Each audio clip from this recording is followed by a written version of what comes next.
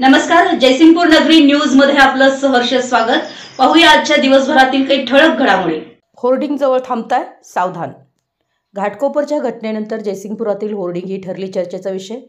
पालिकेची यंत्रणाही ॲक्शन मोडवर। मुंबईतील घाटकोपर येथील होर्डिंग कोसळलेल्या घटनेनंतर होर्डिंग ही चर्चेचा विषय बनलेत। जयसिंगपुरातील पालिकेची यंत्रणाही याबाबत ॲक्शन मोडवर आली। अनधिकृत होर्डिंग लावणाऱ्यांचेही धाबे दणाणलेत। शहरातील होर्डिंग धारकांना पालिकेकडून नोटीस बजावण्याची तयारी नपाकडून सुरू झाली आहे। यामध्ये काही दिवसात स्ट्रक्चरल ऑडिटचे प्रमाणपत्र सादर करण्याचे आदेश दिले जाणार आहेत। तसेच अनधिकृत होर्डिंगवर लवकरच कारवाई सुरू केली जाणार आहे। नागरिकांची सुरक्षा हमीपत्र भरोसे।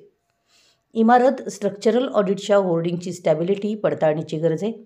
पालिकेची यंत्रणा घाटकोपरच्या घटनेनंतर अलर्ट झाली आहे। प्रशासक टीना गवळी यांनी या संदर्भात लवकरच बैठक घेऊन शहरातील सर्व होर्डिंगचे स्ट्रक्चरल ऑडिट करून धोकादायक व अनधिकृत बोर्ड काढून घ्यावेत व अनधिकृत फलक होर्डिंग हटवण्याचे आदेश विभागाला दिलेत।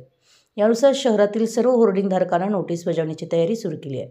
होर्डिंगचं स्ट्रक्चरल ऑडिटचं प्रमाणपत्र जमा करण्यासाठी काही दिवसांची मुदत दिली जाणार आहे, तर काहींना सूचना व प्रमाणपत्र देणार नाही ते होर्डिंग हटवले जाणार आहेत। तसेच मंगळवारी संबंधित होर्डिंग धारकांची बैठक घेऊन आवश्यक त्या सूचना देण्यात आल्या। स्ट्रक्चरल ऑडिट असणाऱ्यांनाच होर्डिंग लावण्याची परवानगी दिली जाते। तसेच 4 विभागीय कार्यालय आणि संबंधित पोलीस स्टेशनची NOC असल्यासच पालिका शासकीय नियमानुसार आणि ठरावानुसार होर्डिंग लावण्यास संमती देते। होर्डिंगचा परवाना दरवर्षी नूतनीकरण करावा लागतो। सरकारची नियमावली काय आहे तर 2 होर्डिंगच्या मध्ये 1 मीटरपेक्षा अधिक अंतर असू नये।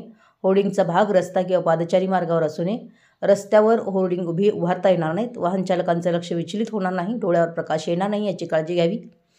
काय आहे सरकारचं धोरण? वाहतुकीला अडथळा न करता होर्डिंग चौकाच्या मूळ रुंदीपासून 25 मीटर अंतरापर्यंत होर्डिंग नकोत। रस्त्यापासून 40 फुटापेक्षा अधिक उंची नसावी। इमारतीच्या छतावरील होर्डिंगची उंची 40 फुटांपेक्षा जास्त नसावी। पालिकेच्या नूतनीकरणाचं प्रमाणपत्र।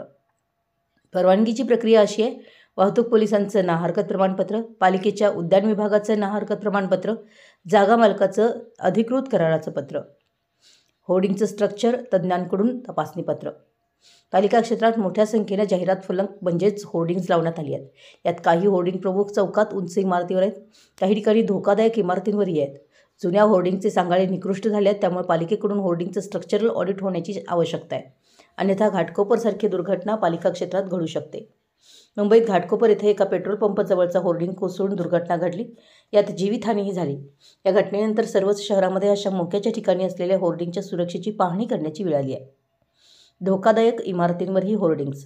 शहरात काही ठिकाणी जुन्या धोकादायक इमारतीवरही होर्डिंग असल्याचं दिसतं, त्याचंही सर्वेक्षण झालं पाहिजे। या इमारती आणि त्यावरील होर्डिंग याबाबतची दक्षता घेण्याची आवश्यकता आहे। माहिती गोळा करण्यास सुरुवात। घाटकोपर इथं घडलेल्या दुर्घटनेनंतर पालिकेलाही जाग आली असून महापालिका क्षेत्रातील होर्डिंग माहिती एकत्रित करण्यात येते। सर्वच अधिकृत अनधिकृत होर्डिंगची माहिती एकत्र करून त्यांचं स्ट्रक्चरल ऑडिटही केले जाणार आहे। आमच्या जयसिंगपूर नगरी न्यूज चॅनलला लाईक करा, सबस्क्राईब करा आणि हो, स्क्रीनवर दिसत असलेला व्हॉट्सअप नंबर तुमच्या मोबाईलमध्ये ॲड करा। पाहत रहा जयसिंगपूर नगरी न्यूज चॅनल।